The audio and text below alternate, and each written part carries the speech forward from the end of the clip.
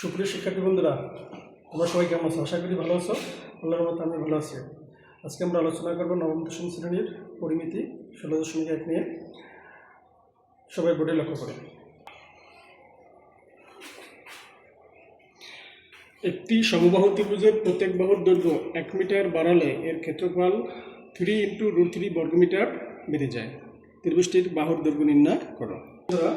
আমরা জানি যে ত্রিভুজের প্রত্যেকটা বাহু সমান তাকে সমবাহু ত্রিভুজ বলে। তাহলে সমবাহু ধরি সমবাহু ত্রিভুজের প্রত্যেক বাহুর দৈর্ঘ্য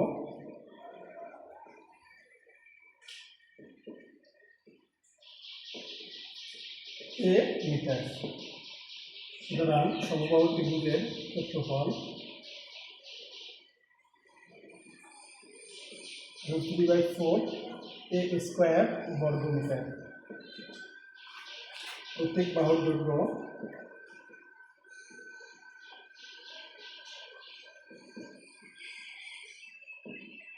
वन মিটার বৃদ্ধি পেলে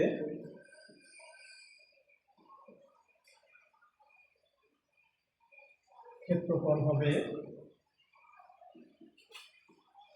√3/4 a + 1 + স্কয়ার। শর্ত মতে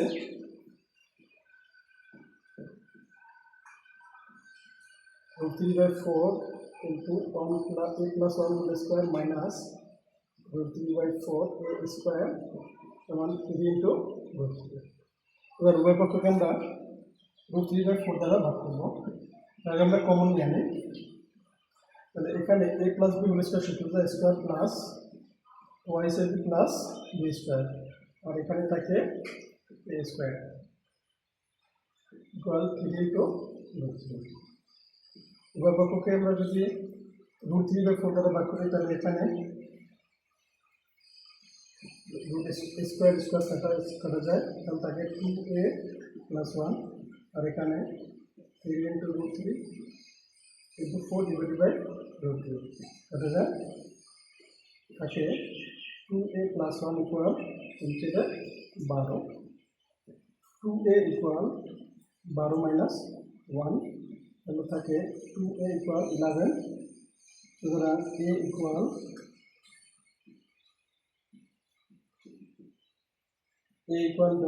5.5 মিটার। এটা অ্যান্সার। শিক্ষার্থী বন্ধুরা বোর্ডে লক্ষ্য করো। তাহলে সমবাহু ত্রিভুজের প্রত্যেক বাহুর দৈর্ঘ্য যদি a মিটার হয় তাহলে ক্ষেত্রফল হবে √3/4 a স্কয়ার বর্গমিটার। আর প্রত্যেক বাহুর দৈর্ঘ্য যদি 1 মিটার বৃদ্ধি পায় তাহলে ক্ষেত্রফল হবে √3/4 a + 1 + স্কয়ার। শর্ত মতে যেই ক্ষেত্রফল বৃদ্ধি পেয়েছে 1 মিটার বাড়ার কারণে এটা থেকে আমরা a মিটার বাহু বিশিষ্ট ক্ষেত্রফল যদি বিয়োগ করি তাহলে আমাদের যে বর্ধিত ক্ষেত্রফল পেয়ে যায় 3 × √3। আমরা উভয় পক্ষ থেকে √3/4 কমন নিয়েছি, আর a + b হোল স্কয়ারের সূত্র ভেঙে দিয়েছি। আর এখান থেকে আমাদের ভাঙার পরে এই স্কয়ার প্লাস এবং মাইনাস কাটা যায়, থাকে 2a + 1, আর এই যে √3/4 দ্বারা আমরা ভাগ করি তাহলে থাকে কত 3 × √3, আর এটা হচ্ছে গুণাকার ভাগাকার হয়ে যাবে গুণ, আর √3 আছে গুণাকার হয়ে গেছে ভাগ। √3 কাটা যায় 3 × 12, আর বাম পাশে 1 আছে, ডান পাশটা বিয়োগ করে দিলাম, থাকবে 2a ইকুয়াল 12 - 1 11, 2 দ্বারা ভাগ 5.5, অর্থাৎ প্রত্যেক বাহুর দৈর্ঘ্য ছিল 5.5 মিটার। ধন্যবাদ সবাইকে।